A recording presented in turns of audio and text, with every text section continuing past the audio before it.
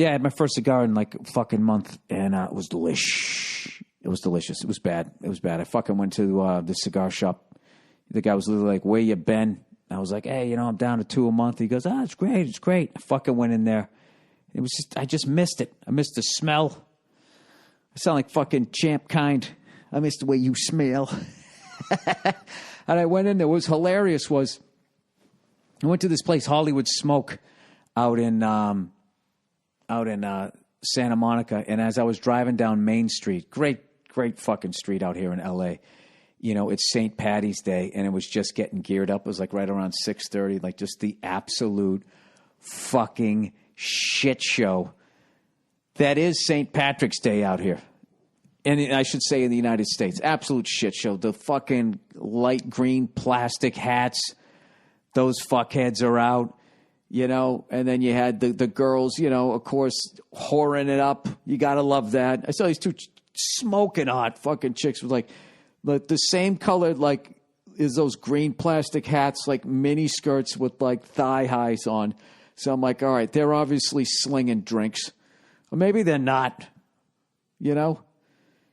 Maybe they really are attention whores, because I swear to God, I don't know what the fuck you'd go out in public wearing something like that for on a night when people who usually don't drink are going to get even more hammered. Or I guess it's just amateur night. And you're going to fucking walk around with something like that. Well, what's wrong with you? Jesus Christ, didn't your mother ever talk to you? And sit you down and be like, listen, there's nothing wrong with dressing like a hua. Just do not do it on the following holidays. St. Patrick's Day, New Year's, and the 4th of July, okay? Every other time, Thanksgiving, okay? You want to let the girls out a little bit? I don't have a problem. Just don't sit across to me at the dinner table, because you're still my little girl, all right? Unless I have some big, like, floral arrangement, and you can blow your boyfriend at that point. I'm not going to know, but don't do it, because you give your father a heart attack, right? Didn't they ever sit you down and tell you that shit? Well, if they did, they didn't say it to these two. They were walking down the street. I mean, it's fucking unreal. Like, literally, like, hookers didn't dress like that when I was a kid. And it got me thinking, like, I always forget what the fuck St. Patrick's Day is. So I'm going to Google that right now. St. Patrick's Day. Here we go. All right, we all know it's on March 17th. Is this the thing where the guy chased the snakes out of the fucking town? Which just completely seems like a bullshit story to me. Or is that some other guy with a flute? Or did that guy... No, this is the Pied Piper, and he got rid of the rats. That was their problems back then. It wasn't my phone died and my fucking internet's too slow. They literally had fucking reptiles and rodents. Fucking spreading disease. That was AIDS back then, Just a bunch of fucking rats would come to town, and they'd bite one fucking dude. And then rats know too, right? They'd fucking bite the studliest guy there, and he's of course fucking tagging every wench in town. And next thing you know, right? They're all coughing on their fucking husbands, and then it was over. And then thank God some guy would come by, some guy who's probably never got picked to go on the rape and pillage tours, That was like getting picked last in gym class back then, right? And all of a sudden, he just finds his hidden talent. He picks up a flute, and he fucking dances around, and everybody follows him out of town. All the rats do, right? You know what's funny about that story is they never say, once he gets out of town with the rats, like, then what did he do? Fucking throw the flute at him and then double back to town and hope that their little rat brains can't figure it out. I mean, they found it once, right? I don't know. All right, let's get... Okay, St. Patrick's Day is the day of the Festival of Patrick. Oh, thank you. Well, that sums it up. It's a cultural and religious celebration held on the 17th of March. The traditional death date of St. Patrick, who lived from 385 to 461. That's a fucking good run for back then, huh? He really was a saint. Not smoking, not drinking. Not messing with the whoas. What's that? That's 70, 15 and 61. Oh, shit, we all know that's 76 years. That's like living to 110 now. And evidently he was the foremost patron saint of Ireland. This guy was a fucking 5-star general here. St. Patrick's Day was made an official Christian feast day in the early... Well, what the fuck did St. Patty do? St. Patrick. Let's get back to this fucker. Let's see why he became a saint. Patrick of Ireland redirects here. Oh, geez, doesn't he look miserable? Does anybody look happy in a stained glass window? They always look like they got the fucking weight of the world on them.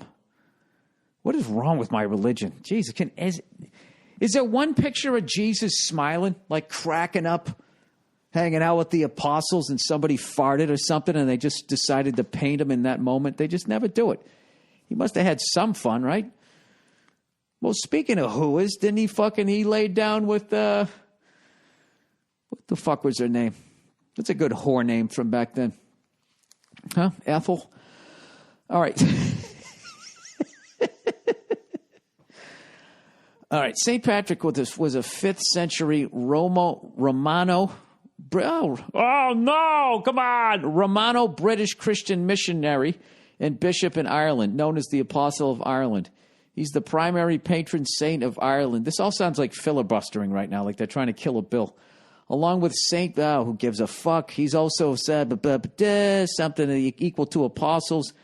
The date of Patrick's life cannot be fixed with certainty, but on a widespread interpretation, he was active as a missionary in Ireland. Oh, he spread the disease there. They celebrate this guy. He brought that fucking horrific religion to them, and now look at him. They're still drinking because of this guy's mission. During the second half of the 5th century, early medieval tradition credits him with being the first bishop of primate of Ireland. Now he's hanging with an ape. All right, I didn't know there was gorillas and fucking... It was probably a chimp. All right? No, it couldn't be a chimp. That fair skin. Well, actually, they all got fair skin there. Maybe that's where you go if you get a sunburn. The gorilla's like, yeah, fuck that. I need the heat, man. You know? Stupid fucking chimps going up there with that fucking white face like me. All right, according to the Confessio of Patrick, when he was about 16, he was captured by Irish pirates. You mean drunks? From his home in Great Britain. Oh, he's from Britain now. The fuck is with this guy? This guy was all over the place. And taken as a slave to Ireland. Looking after animals where he lived, working on a farm. They're really ramping this guy up, where he lived for 6 years before escaping and returning to his family. That's pretty amazing. How the fuck did he do that? He needed a boat. People are in incredible shape then. He probably swam it, right? You know? It's probably why he lived so fucking long. You do that one time. If you swim from Ireland to back to fucking London, whatever the fuck he was from, I mean, that's basically, you've gotten all the cardio that you need to do in your life out of the way. The guy was probably fucking shredded till he was like 66. Then the last 10 years were brutal. All right, after becoming a cleric, whatever the fuck that is, that's either an accountant or something religious. He returned to I would click on it, but it's not highlighted, which makes me feel dumb. I'm supposed to like automatically know what that means. He returned to Northern and Western Ireland. Oh, that's a smart move. You fucking leave the country that enslaved you, and then you come back. Fucking Ian McShane. In later life, he served as a bishop, but little... Teddy Bass. Mr. Black Magic. But little is known about the places where he worked. By the 7th century, he had already come to... Nobody knows anything about this fucking guy. He served as a bishop, but little is known about the places where he was a fucking bishop. Hey, he was kind of a bishop somewhere over there. They're making it seem like he was a cobbler. By the 7th century, he had already come to be revered as the patron saint of Ireland. All right, I don't want to be a cunt on St. Patrick's Day, but don't you think there's a little gap in the information there? This is like the story of Jesus, where it's like, yeah, he was a little baby, and they brought some gifts over, and then he was 33 on a cross. Some point he did some carpentry and he banged a whore. Other than that, right, there's nothing there. This fucking guy was a bishop somewhere in northern and western Ireland. Little's known about that. And then by the 7th century, he was a patron saint of Ireland. What did he do? Name, dating, 2 Patrick's theories, life. All right, let's get to his life. At the age of 16, he was captured by Irish. I already read this shit. After 6 years of captivity, he heard a voice. All right, yeah, he went crazy, telling him that he would soon go home. Sounds like he was malnourished to me. And then that his ship was ready. Fleeing his master. Oof, kind of sounds like a Batman-Robin relationship, if you know what I mean. I think he was the gimp. He traveled to a he traveled to a port 200 miles away. Traveled how? He took the subway? You mean he walked? Where he found his ship and with difficulty persuaded the captain to take him in. Yeah, he fucking blew him. That's the most difficult persuasion, right? Unless, he was happy to be with his master earlier. I don't know. This all sounds like, some sort of gay love triangle to me. After 3 days sailing, they landed presumably in Britain. You know what? I'm glad we drink on this fucking day. If you're going to be that fucking vague, this is like how you feel the next day after you went boozing.